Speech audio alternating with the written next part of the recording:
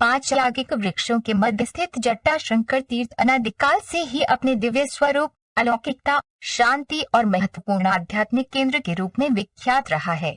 त्रेता युग में जटायु की तपोभूमि रहे इस स्थल पर अब तक कई संत महात्माओं ने निवास किया और अपनी तपस्या से इस देवभूमि को पावन किया।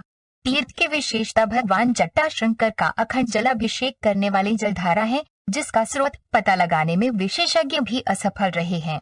विंध्याचल पर्वत श्रृंखला में स्थित जटाशंकर को चर्चित और विकसित करने का श्रेय ब्रह्मलीन संत श्री केशवदास जी त्यागी फलहारी बाबा को जाता है। हालांकि तीर्थ अपनी भंडारा प्रथा के चलते अर्धकुंभ और सिंहस्थ में लोकप्रिय है।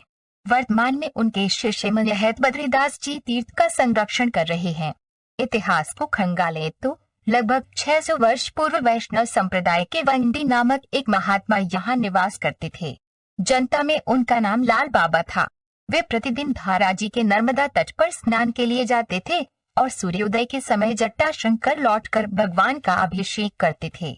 उनके अशक्त होने पर नर्मदा माता ने प्रकट होकर भगवान के अभिषेक सहित विभिन्न कार्यों के लिए सतत बहने वाली 5 जलधाराओं का वरदान जटाशंकर तीर्थ के लिए दिया। कालांतर में कलयुग के प्रभाव से 4 जलधाराएं लोप हो चुकी है और भगवान का अखंड अभिषेक करने वाली जलधारा सतत प्रवाहित है। नीलोहित शिवलिंग भी कहा जाता है। जटाशंकर महादेव पर नीले व लाल रंग की धारियां हैं, इसलिए इसे नीलोहित शिवलिंग भी कहा जाता है। मंदिर की छत से सटी चट्टान पर बिल्व पत्र का वृक्ष है, इसलिए बिल्व पत्र और जल से भगवान का अखंड अभिषेक होता है। मंदिर का जीर्णोद्धार चल रहा है, इसमें बिल्व पत्र के गिरने के लिए छत में स्थान छोड़ा गया है। इस संबंध में वाग्योग चेतना पीठम के संचालक मुनि पंडित रामाधार द्विवेदी कहते हैं कि जटाशंकर की जलधारा और नर्मदा जल का स्वाद एक है और धाराजी में ठावडी कुंड में जब वेग से जल गिरता था तब वह चट्टानों में स्थान बनाता था। ओंकारेश्वर डैम बनने से जलधारा के वेग में कमी आई है।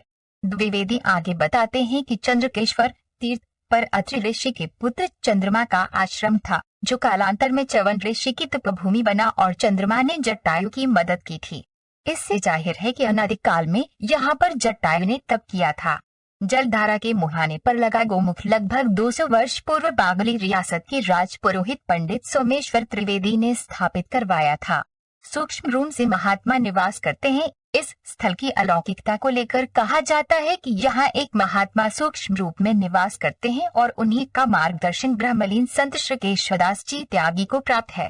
इसे लेकर वन कर्मी ख्याली व्यास और सत्यनारायण व्यास बताते हैं कि उनके दादाजी प्रेमीलाल व्यास को जटाशंकर महादेव का रहस्य जानने की इच्छा था, इसलिए उन्होंने जटाशंकर में रात्रि विश्राम का निर्णय लिया।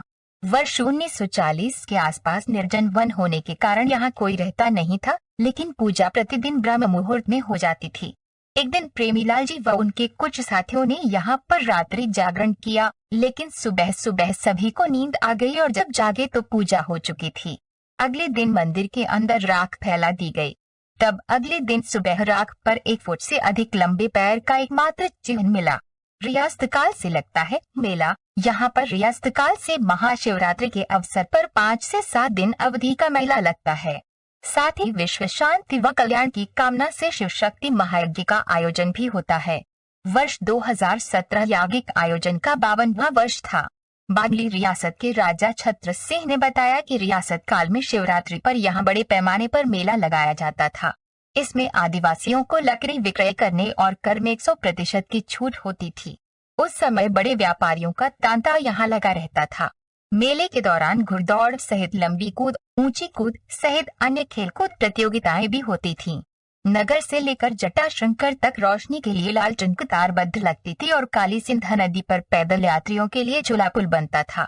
यहाँ अनादिकाल से कई साधुओं ने निवास किया है। देवास के ब्रह्मलीन संत शीलनाथ बाबा भी यहाँ कुछ समय ठहरे थे। नगर तक शेर पर बैठकर आने वाले भारती बाबा ने भी यहाँ निवास किया। इस स्थान को सर्वाधिक ऊर्जा फलहारी बाबा ने प्रदान की और अपनी तपस्या से यहाँ का विकास किया। इसके साथ ही वन क्षेत्र में भी बाबा ने शिकार पर पाबंदी की और उनके प्रयासों से ही आसपास के राजपूतों ने अपने हथियारों को घरों में टांग दिए। श्रावण माह में होता है अखंड महारुद्राभिषेक। तीर्थ पर श्रावण मास में गत 15 वर्षों से अखंड महारुद्राभिषेक हो रहा है।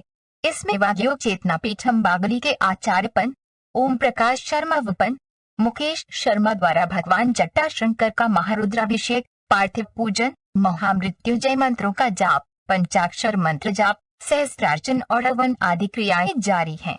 साथ ही पठानकोट हमले और आतंकी हमलों में शहीद सैनिकों की आत्म शांति के लिए गीता पाठ एवं हवनात्मक क्रियाएं भी हो रही हैं।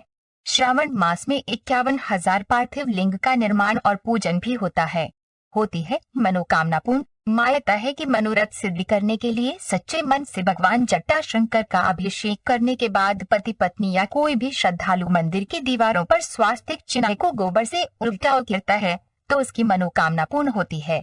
साथ ही मनोकामना पूर्ण होने के बाद उसे उन उल्टे स्वास्तिक को सीधा करने के लिए तीर्थ पर फिर से आना होता है।